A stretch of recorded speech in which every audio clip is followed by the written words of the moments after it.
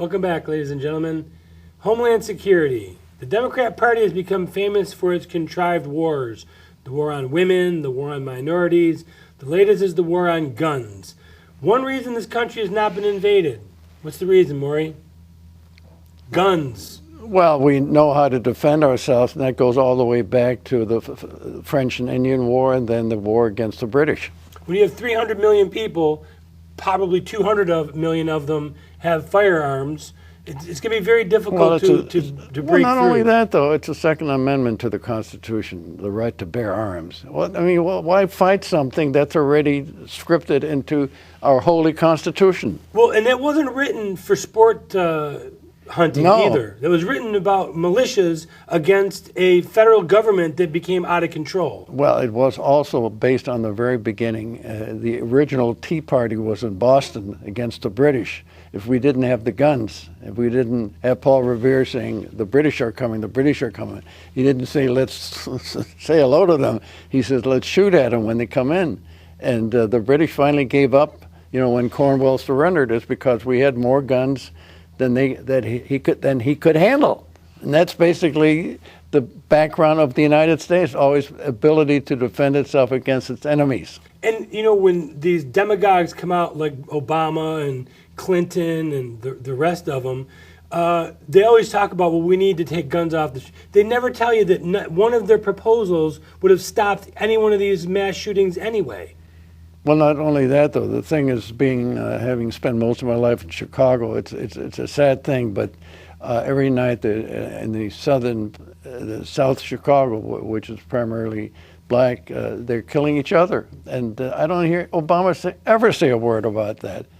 Or New York City, which crime has exploded under de Blasio. Well, that's this guy de Blasio. That guy is probably the worst mayor. He's the Obama to New York City. That's about the best way I can describe him. I just came back from New York, and I love New York. How could you not? My wife hated it. She literally hated it. But she's a Californian. Dirty. The homeless problem has exploded. Trash on the streets. It's gotten bad. Muggings in Central Park. It's just out of hand.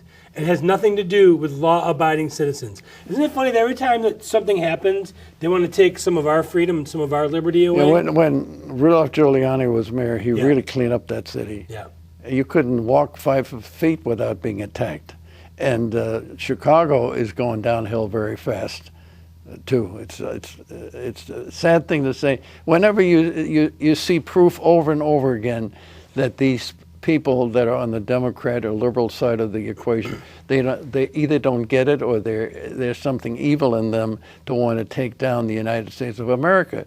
The United States of America is a capitalist country with a conservative lifestyle. If you're not a conservative and you don't have the value judgment of a patriotic American, you're not an American in my book.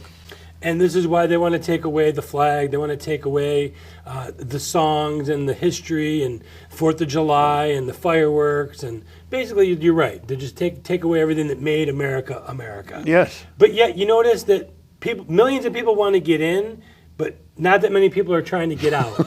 No, well, I don't know of anybody that's trying to get out unless they have committed a criminal act and they want to. Unless you're Edward Snowden. Yeah, that's true. Right.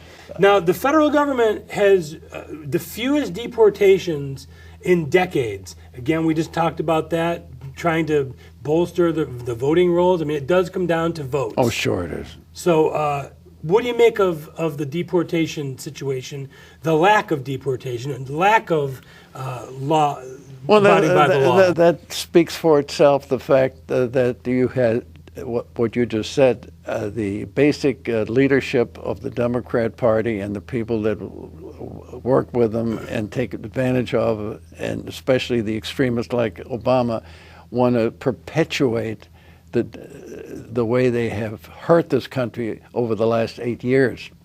And I think they want to make sure that once he's out of office, that will be perpetuated. If not, even if we have a Republican president, as we do a Congress, both House and Senate, look at the colleges today. There's not much difference between what's taught in a university in California than a university in Saudi Arabia. and it's been happening for 20, 25 years. So, It's going to go this has downhill. been a couple decades in the making process, and now these are the people that are coming out and leading the charge against America.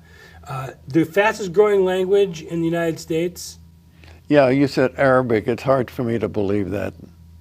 I don't think you have that many in this country yet. I think eventually you will have, but it's hard for me to believe that. 63 million households, not people, households. English is not their first language. Oh, yeah. Well, that I believe. And Arabic is the fastest growing of any of them. That's I'll And take. we want to bring in how many refugees from Well, Syria and Iraq? Oh, A couple 300,000? they're saying you give them an inch, they'll take a mile. The first one coming in means there'll be 100,000 right behind them. So it's interesting that when... Ted Cruz made a statement. He says this is the craziest thing he's ever heard. Yeah, it is. Now, it's interesting that we can bring in 200,000 or 300,000 from across the globe, but yet when you talk about having deportation policies, a couple hundred miles south, oh, no, it's impossible. I'll We can't tell do you, that. you know what I found the most despicable of all? The sanctuary cities. I mean, I never heard of a country that has the right to give sanctuary to enemies of the state, and the state does nothing about it. I don't think we have a federal policy. Our federal policy is to do what the guy that they by artifice got into the White House. And you are a student of history. Let's go back to maybe 150 years ago. The federal government was not supposed to be doing all this. The federal government was not supposed to be No. the centralized power in everything. Oh. They've gotten into the fact they can tell us what toilet to use, what kind of paper It's product, getting what kind of worse. car to It's drive. getting worse every day. So if you go back 100 years, 150 years, state sovereignty, when are some of these states going to get together? Why do you have to go back to 150 years? Go back 10 years, go back 15, 20 years. You go back one generation and you got a totally different situation. When I ran for the school board, I eventually became president of my school board. And the one thing that would kill you off in the election was federal aid to education. They hated that. They believed in education belongs in the neighborhoods and at home, where people know you and people understand. And it does. Why should some bureaucrats in D.C. dictate what's taught in Austin, Texas? Well, it's not only that, though. The idea of states' rights has gone out the window. Senators used to be part of the state. They spend so much time in Washington, they might as well just be a part of that constituency now. Washington, D.C. is a foreign country as far as I'm concerned. Absolutely. So Homeland Security is becoming more and more important every day as we see the influx that's going on. And they're basically watering down the society. Do you agree or not agree? I agree with you, and that's one of the reasons why they want to get rid of guns, so they can go in and take you and take you over and not get shot at as you go through your door. Pretty much. Illegal search and seizure. So take away the Second Amendment, which takes away the First Amendment. If you use the Fourth Amendment, you can take away the First and the Second Amendment. These amendments were there because these thoughtful founding fathers that were brilliant guys actually took the time to figure out what they didn't want.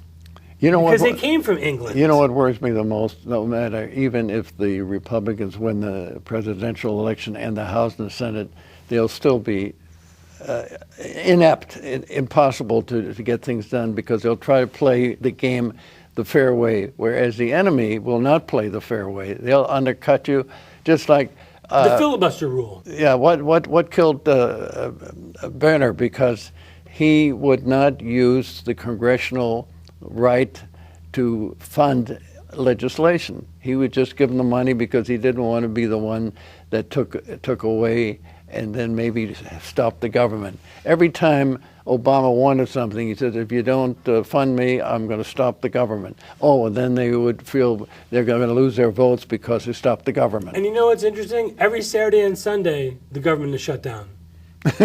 And yet my TV still works. I can still watch NFL football. I love my barbecue still works. You know, that was one of the first speeches Ronald Reagan made. He says, government is not the solution. No, the government is the enemy of the people, not for the people. We need to take a short pause. Our political insider and moment in history are straight ahead. Again, if you missed these segments, just go to YouTube and search Moritz Beschloss. Click on his picture.